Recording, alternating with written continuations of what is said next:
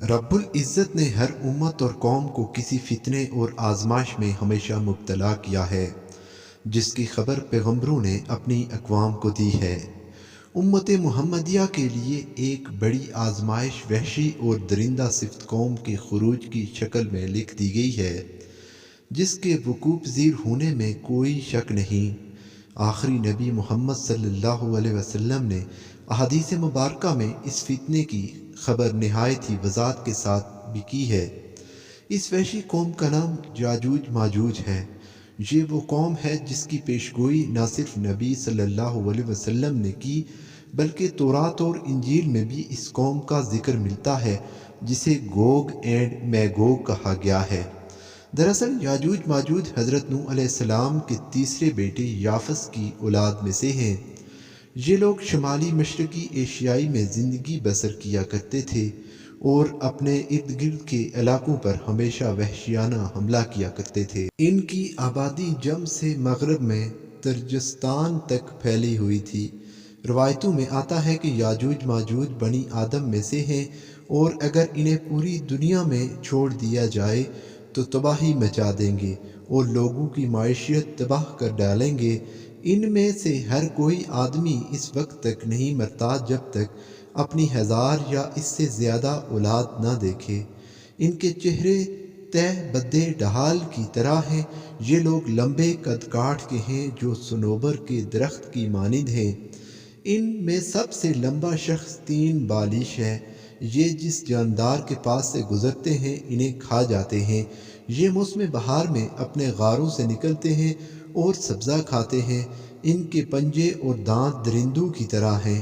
ہزاروں سال قبل اس روئے زمین پر اللہ کے ایک نیک بندے کی حکومت تھی، جنہیں ذوالقرنین کے نام سے جانا جاتا ہے۔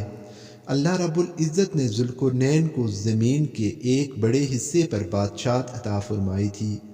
آپ نے مشرق و مغرب کا سفر بھی کیا تھا۔ مورخین کے مطابق ذوالقرنین کے نام سے قرآن مجید میں جس شخص کا ذکر آیا ہے، دراصل وہ ایران کا عظیم بادشاہ سائرس تھا، جسے سائرس اعظم بھی کہا جاتا ہے۔ جب حضرت ذوالقرنین نے شمال کا سفر کیا تو آپ کا گزر مشرقی ترکستان اور مغلستان کے علاقوں سے ہوا۔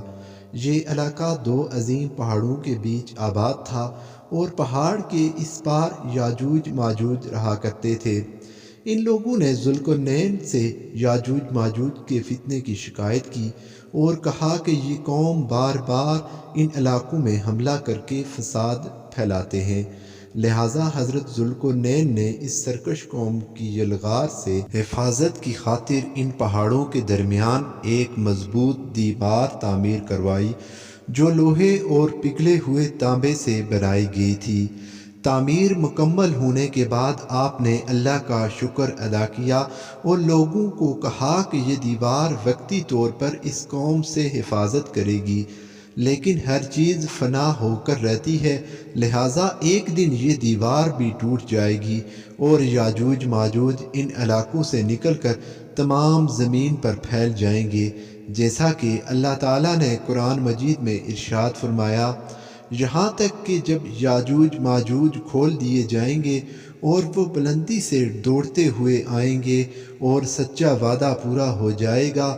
حضرت ابو ہریرہ سے روایت ہے کہ رسول اللہ صلی اللہ علیہ وسلم نے فرمایا، پھر وہ دیوار توڑ کر لوگوں پر نکل آئیں گے، سارا پانی پی جائیں گے، لوگ قلعہ بند ہو جائیں گے، وہ ہر ڈیلے سے بھاگتے ہوئے آئیں گے، ان کے اگلے افراد بحیرہ طبریہ سے گزریں گے تو اس کا سارا پانی پی جائیں گے، اور اس کے آخری افراد وہاں سے گزریں گے تو کہیں گے کہ کبھی یہاں پانی ہوا کرتا تھا، اور حضرت عیسیٰ علیہ السلام اور ان کے ساتھی مسحور ہو جائیں گے، اور قوم اپنے تیر آسمان کی طرف بھیجے گی اور خون آلود نیچے آئیں گے، تو وہ کہیں گے ہم نے آسمان والوں پر بھی غلبہ پا لیا ہے، جس طرح ہم اہل زمین پر غالب ہیں۔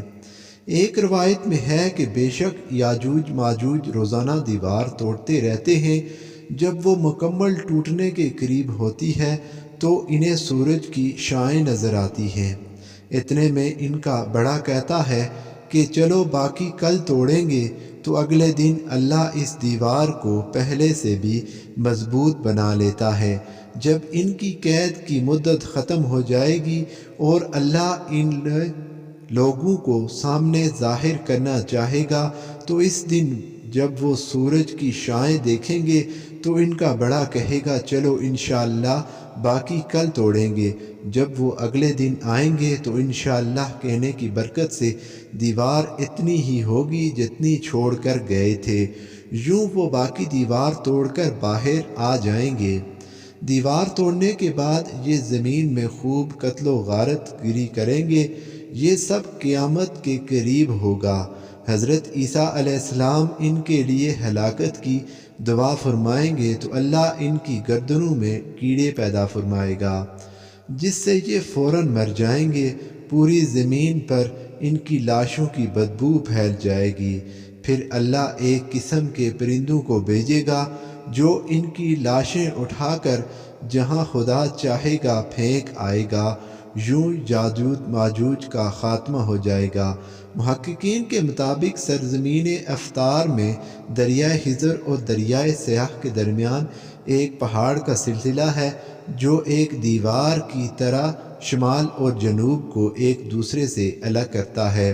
اس میں ایک دیوار کی طرح کا درہ بھی موجود ہے جو مشہور درہ داری ایال ہے۔ یہاں ایک بدین تاریخی لوہے کی دیوار نظر آتی ہے۔ اس بنا پر بہت سے لوگوں کا نظریہ یہ ہے دیوار ذوالقرنین یہی ہے، جبکہ کچھ مورخین دیوار چین اور دیوار ترمز کو دیوار ذوالقرنین کہتے ہیں۔ یہ تمام نظریات قیاس اور اندازوں پر مبنی ہیں۔ دیوار ذوالقرنین کہاں بنائی گئی ہے اور کہاں واقع ہے، اس کا علم صرف اللہ تبارک و تعالیٰ کو ہی ہے، اور وقت مقررہ پر اس دیوار سے یاجوج ماجوج دوڑ کر نکل آئیں گے۔ ناظرین و سامعین، اگر آپ کو ویڈیو پسند آئی ہے تو ویڈیو کو لائک اور چینل کو سبسکرائب ضرور کریں۔